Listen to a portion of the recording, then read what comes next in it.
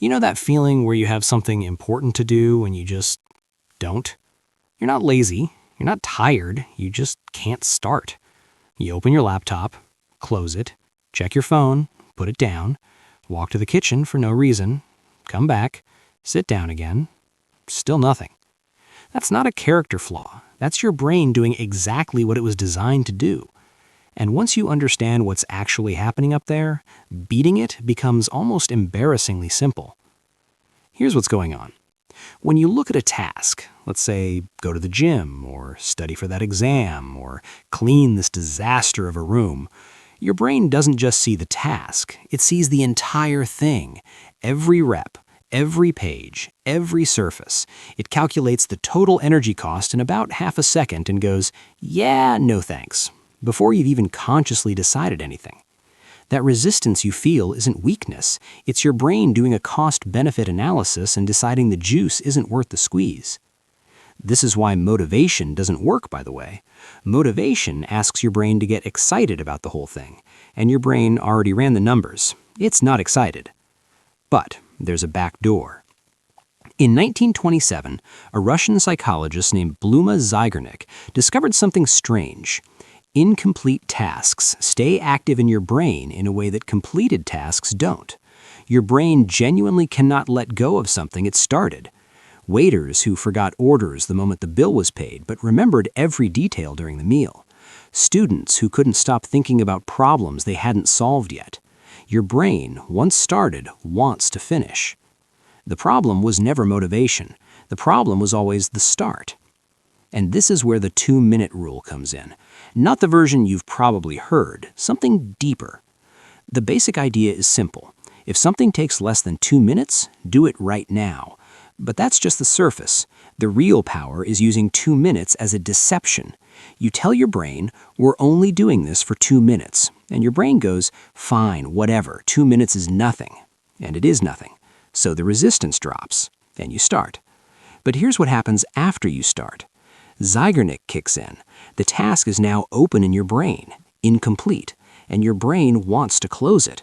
So instead of stopping at 2 minutes, you just keep going. Not because you forced yourself, because starting created its own momentum. Psychologists call this the activation energy principle. The energy required to start something is always greater than the energy required to continue it. Once you're moving, staying in motion is almost automatic. This is the chain effect. One small start doesn't lead to a small outcome. It leads to a chain of momentum that your brain rides without even realizing it. The guy who just puts on his gym shoes ends up at the gym for an hour. The guy who just opens the textbook ends up studying for 90 minutes. The guy who just writes one sentence ends up finishing the whole section. Not because they're disciplined, because they understood that the only real battle is the first 120 seconds. So let's get specific about how to actually use this, because theory is useless without application. For working out, your 2-minute start is not go to the gym, it's put on your shoes. That's it, just the shoes. You're allowed to sit back down after that.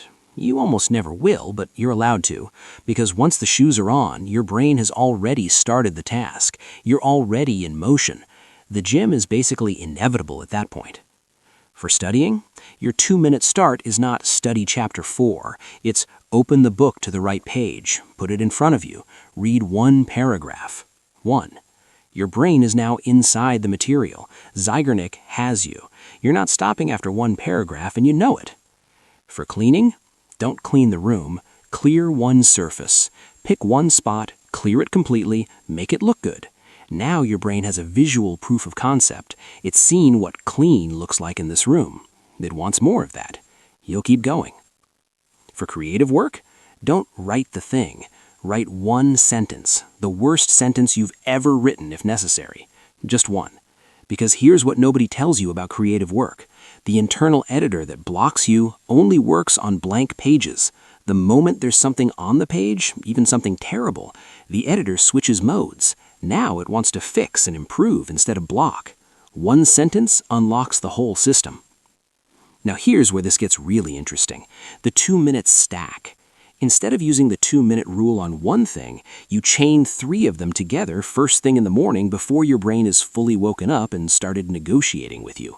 Make your bed. 2 minutes. Write tomorrow's one priority in a notebook. 2 minutes. Do 10 push-ups. 2 minutes. 6 minutes total.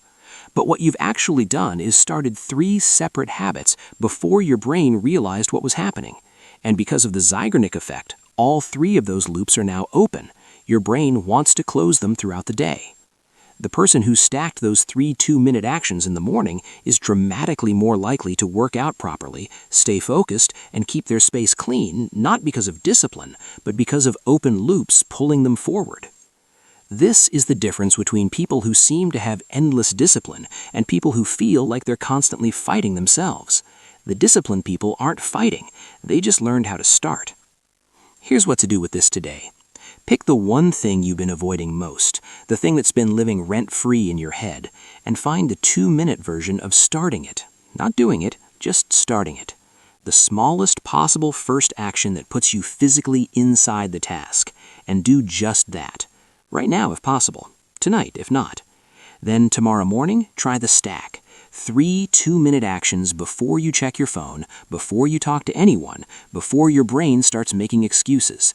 Just 3 small things. 6 minutes. And watch what the rest of your day looks like compared to every other day. The 2 minutes isn't the workout. It's not the study session. It's not the clean room. It's the key that unlocks all of it. And if this helped, then there are other videos in my channel which you may like. Check it out.